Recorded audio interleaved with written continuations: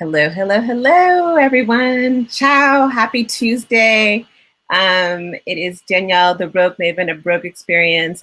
We are a travel concierge company where we focus on creating amazingly memorable, customized trips for women of color and helping them make themselves a priority. And I'm super excited today. Today, I have one of the most amazing people I know, and like one of a good friend of mine. She's just lit. Like, if you know her, you're like, you want her to be your best friend. And so I have today, and I'm going to bring her on in 1 second, but I'm just going to let you guys come in for a second. If you guys are watching this now, just say, hey, so I know you're here.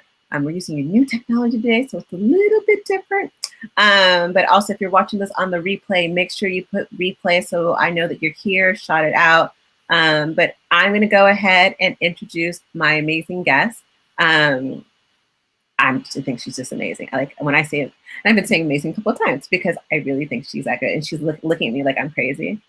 But Anya is the shit. I really love her.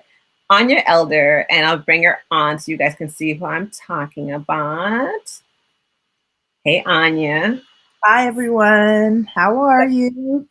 I'm going to give you a little background behind it. Anya Elder is one of the co-founders and the creative director of Masie Curation, which is an amazing company where they actually help you foster a deep connection with Africa through their jewelry. As you can see, she's wearing some fly jewelry right now. So what they basically do, they go to Africa, meet with local vendors and local artists, and they come back and bring this beautiful jewelry and bags so we can have it in America. So I love that. She's also another Bay Area native, so we gotta love my Bay Area native crew. But she will be the first one to tell you she has her Jamaican roots. So she's Bear born, but has her Jamaican roots. She has an amazing daughter who is probably way more famous than either of us will ever be, named Libby. Literally, you can see Libby on any Warriors thing. You go see the Warriors parade, you'll eventually see Libby or any Warriors game, who is amazing. And she's a single mother of one child. And I just want to bring her on and say, welcome to Rogue Experiences. I'm so happy you're here with our second Get Your Life chat. Thank you so much. I'm really, really happy and humbled that you invited me on. I love what you're doing, Danielle. I think that traveling for women of color is extremely important for our self-care, our awareness of the world, and our growth. So I'm really excited to be a part of this and to also share my experience in terms of how I've grown through travel and particularly travel to the continent. Yeah, so Anya and I have gone on a trip. We went on a trip, was it last year or the year before? We went to St. Lucia. It was last year because I had the boot on, boot life. How could I ever forget about traveling to St. Lucia with the boot? Yes. We had a great time. But like Anya has been everywhere under the sun. And hey, Masie, I see you're here. Again, if anyone's coming on, just let me know that you're here. Love to shout you out. So Anya has been everywhere. Like I feel like I've been everywhere, but every time I look up, I'm like, Anya's like, and I'm going here, and I'm going there, and I'm going here. So I'm curious, how many countries have you been to? You know, I stopped counting a couple of years ago. And it's not because I've just been to so many places that I've lost track. It's just because it doesn't really work with how I view travel today in my current life. I really follow my spirit when it comes to where I'm going to travel. So if a place is calling me, it could be a new place, it could be the same place. That's where I'm going to follow. I'm going to follow my gut, my intuition in terms of where I need to go. And so for me, and no judgment to anybody else, counting it becomes more of a chore and a checklist. And what I'm looking for is for experiences that enrich my life and the community around me. So I've stopped counting, and now I just focus on what's going to make me happy, what's going to bring me fulfillment, what's going to enrich my life. And so a lot of times that means I'm going back to the same places. So it's interesting. So I would say a lot of people will look at you crazy, like, oh my gosh, she doesn't count. But I think there's been a trend recently where people are going to places not because they really want to be there, because they want to check it off the list, get that passport stamp, but two, to make sure they get those Instagram pictures. And like, I feel like a lot of people are focused on Instagram worthy pictures than actually experiencing and being in those places and experiencing places that call their name, but they want to have that same picture in that Bali, you know, bird's nest that everyone else had. Like, I got to find, okay, this is where that bird's nest is. And so I commend you on, and I know you as a person, I know you aren't the one who'd be like trying to follow the trends, but I appreciate the fact that you go to places that call you versus trying to do what everyone else is doing. And so my question to you is, how do you, like, what's that feeling? Like, how do you know something is calling you? What's that feeling, and what kind of things kind of make those places for you? So I think if it's a new place that I haven't visited before, it's constantly on my mind. You know, I might wake up in the middle of the night and think about it. It's the thing that I'm always researching. It's somehow the thing that's always popping up on Facebook. And then I'm also talking, as I do a lot of my research and going into new places, is talking to other travelers about their experiences. And, you know, there's travelers that I really trust, like you. And so I'm talking with them as well, and hearing about their experiences. And the type of experiences that really inspire me are the connections to people in the culture. And so when I'm hearing that people are having those high quality experiences, when I'm thinking about it all the time, constantly, when I feel like I'm receiving signs from the universe, you know, that's where I'll probably book that next place. If it's a place that I've been before, it's because of the experiences that I've had with the people there. That really, really is it. It's the people, the art, the culture. When I feel fulfilled, when I'm just have, you know, a sense of happiness that is, you know, unique to that place, then I'm going back to that place. So, you know, one of those places is South Africa.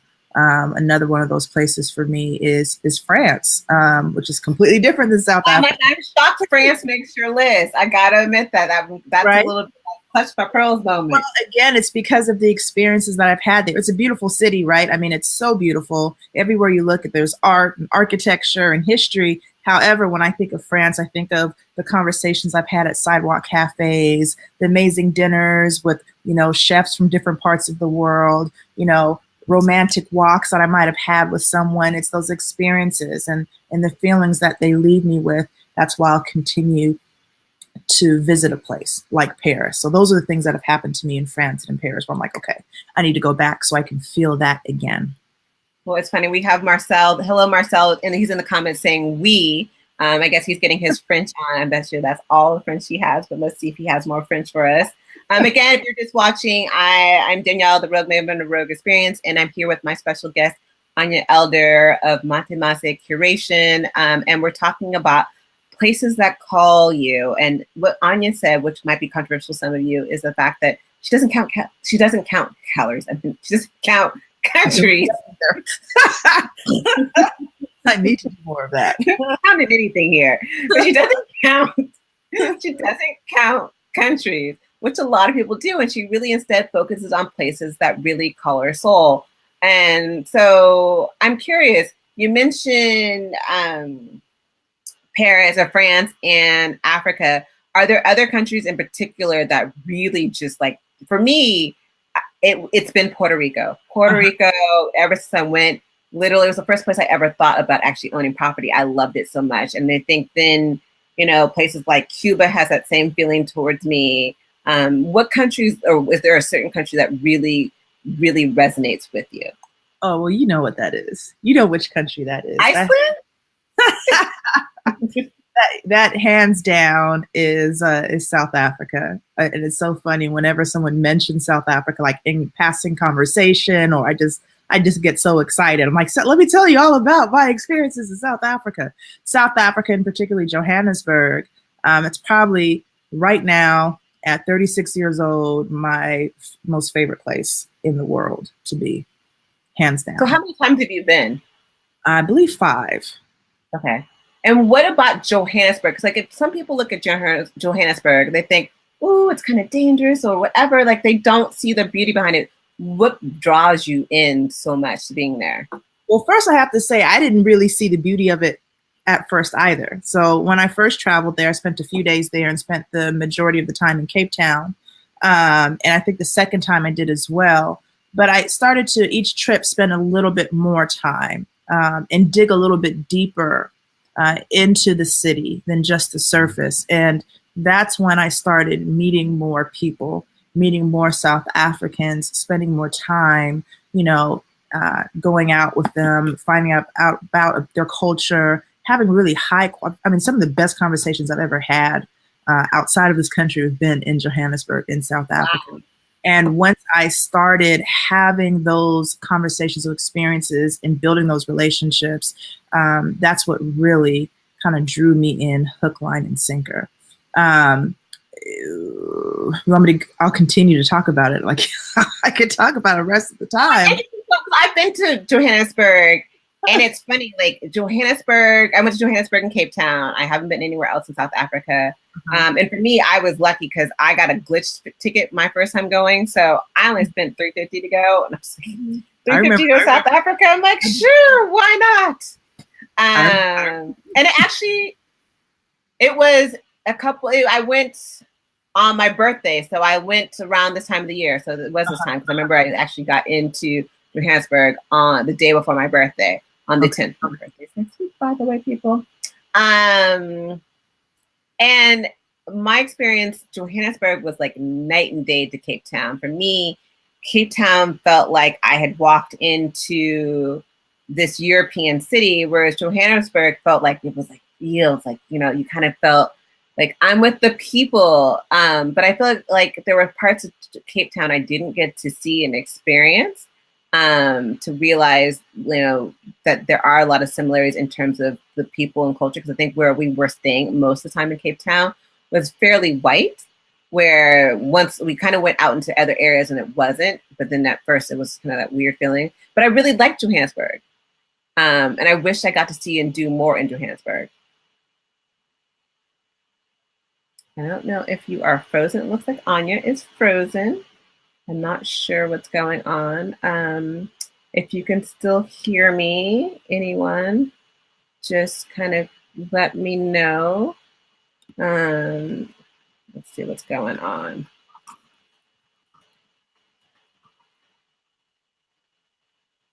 I'm not sure what's going on. So if you're still watching, just send me a note. Just let me know that you're still available. You can hear me. I don't know if it's me or if it's her. Okay, perfect. So Marcel can hear me. Let's see what's going on with Anya. She looks like she's frozen, but she says she can hear me. Interesting.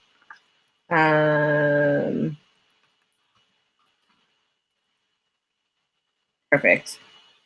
So while we're trying to figure that out, I really love going to Cape Town. Cape Town for me I love going to Cape Town and Johannesburg. For me, Johannesburg, I felt like I got to see like the real grit of the people. I went to some day parties that were lit. I got some amazing jewelry, and shopping in Johannesburg was really good for me as well. Whereas Cape Town, we did a lot of partying. Anya's back. So what I was talking about was the difference between Johannesburg and Cape Town. And for you, like, what is it that you really like? What's the difference for you in terms of two cities, and why do you have one that you like more than the other? And what do you like about both of them? So I still like Cape Town. Cape Town is the most beautiful city I've ever been to, hands down. The coastline is nothing like I've ever seen before. And that's growing up in California, Pacific Highway. We have one of the best coastlines in the world. The food is world-class food. Some of the best restaurants in the world are located in Cape Town. Their wine region is amazing. Again, just beautiful, amazing, and super cheap, which is exciting. And there's also a really good party scene where you see a lot of Black South Africans in Cape Town is in the evening time when they're off of work. And so if you can get connected into their night scene, it's also fun and amazing, which is why I really loved Cape Town from the beginning because I got connected. I was fortunate enough to get connected with Black South Africans right away. I do realize, however, that for a lot of people, that's not the experience that they have in Cape Town. And I have to also acknowledge it is the whitest city in Africa. So, you know, for a lot of people, and I've brought a lot of people to South Africa, when they get to Cape Town, sometimes they're disappointed because that's just not the picture that they have in their head. Oh, definitely. South Africa has a very complex history, just like the United States. And so, you know, I ask people before they go there to leave their assumptions and their expectations and just take it in with fresh eyes. So that's Cape Town. With that being said, you can definitely still feel the impact and the effects of apartheid there. There's definitely a division of wealth that you'll notice if you spend enough time in the city. I still love it. So as a contradiction, I still love it. I really, really enjoy being there. But Johannesburg has an energy that I think is really similar to a place like New York or London, or, you know, like I'm trying to think. There's a vibe. I love that There's part. a vibe, but it's an African vibe. Yes. It's an African vibe.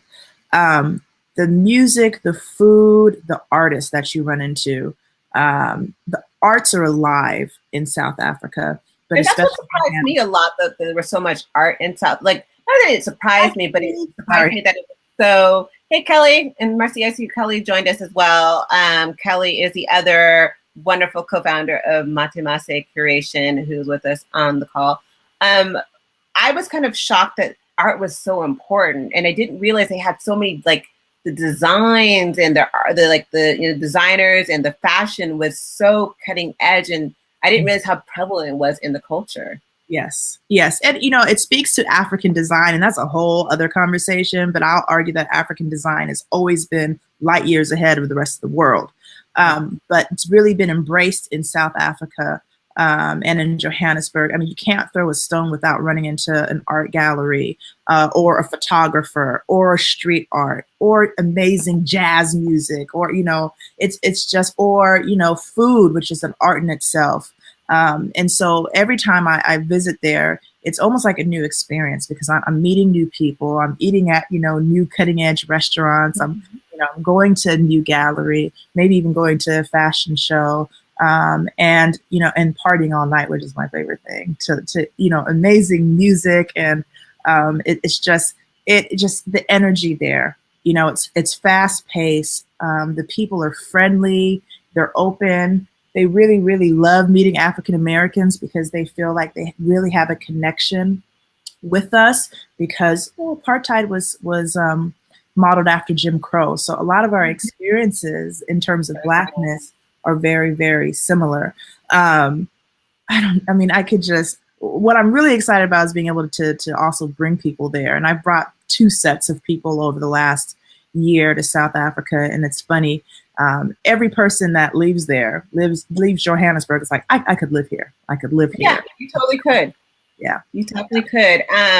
So if anyone has any questions for Anya about, you know, South Africa or any of her other countries or any of her experience, definitely put it in the comments. But the one thing about Anya is that I love is that she has such a wealth of information and is well connected in South Africa. And I've been wanting to do a trip to the motherland, you know, be it Wakanda, whatever it was like, I need to make sure I bring the connection of the women that I'm working with to the motherland, because I feel like there's such importance in that cultural connection. When you're trying to make yourself a priority, if you don't really know your roots or aren't even working on that connection, it's still hard to kind of really connect to yourself.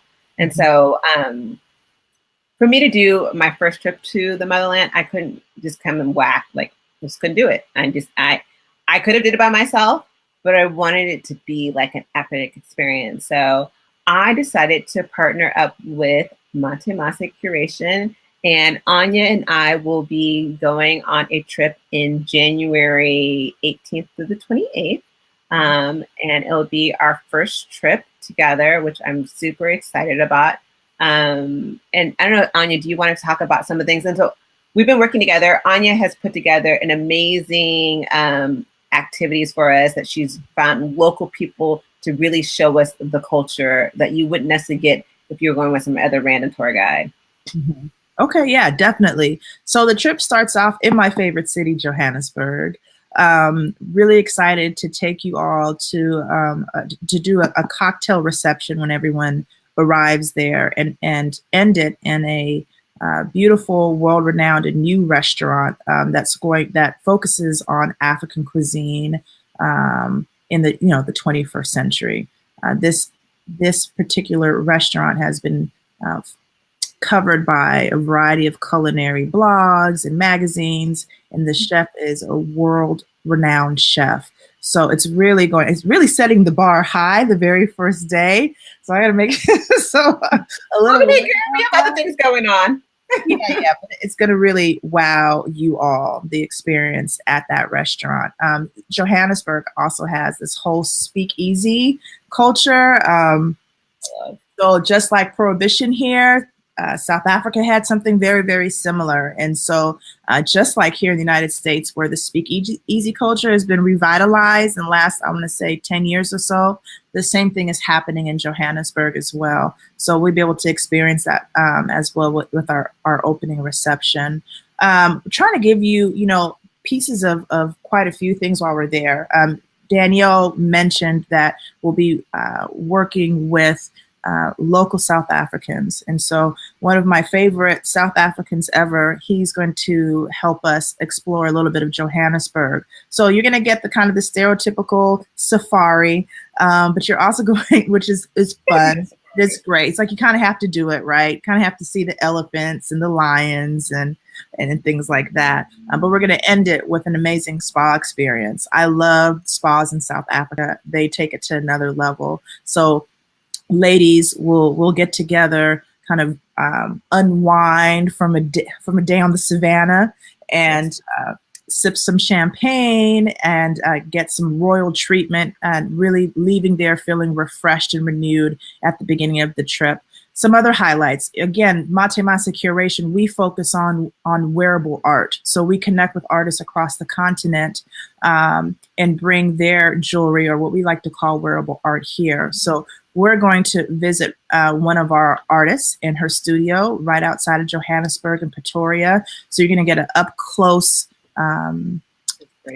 experience of her work, but also an opportunity to purchase her work as well. At some very different prices than what we offer the products here. We're going to do a shopping experience in Johannesburg, going into the fashion district, where you can purchase things like material, connect with tailors, but also connect in some boutiques with some of the amazing fashion designers that Johannesburg has, particularly women of color. I think that's great, because some of the things I've gotten from Johannesburg are the pieces that most people are like, oh, where'd you get that from? And I got them dirt cheap in Johannesburg, and they are the most unique pieces that I would have never found, or would have probably couldn't afford here. Yeah, very, very true. We are going to another eating experience, but I'm very excited about this because he's another amazing individual, Sansa. If you all watched Anthony Bourdain's trip to Johannesburg, he met with and ate in the kitchen of Sansa, who's actually from Cameroon, but relocated to South Africa. His very intimate setting, which is a dining room with a limit of 19 guests, he cooks everything. He prepares everything, and he prepares meals from across the continent. And it's a great setting to have really high quality conversations over amazing food and interact with someone that Anthony Bourdain loved. And I think with his passing, it really is quite an honor to be able to spend time with Sansa. He's a very humble and loving person. You can feel that through his food. And I'm kind of skipping over things, so I'm not. We're also doing like wine tasting in Cape Town. We're staying at a beach villa in Cape Town, which is great because we're right across from the beach.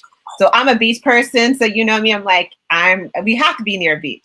Like that was one of the things that I wanted to be close to when I went to South Africa the first time, and I didn't get the full experience because of the weather, so I wasn't able to, experience everything. But so this time I'm like, I'm making sure I'm going to the beach and I'm gonna have some fun.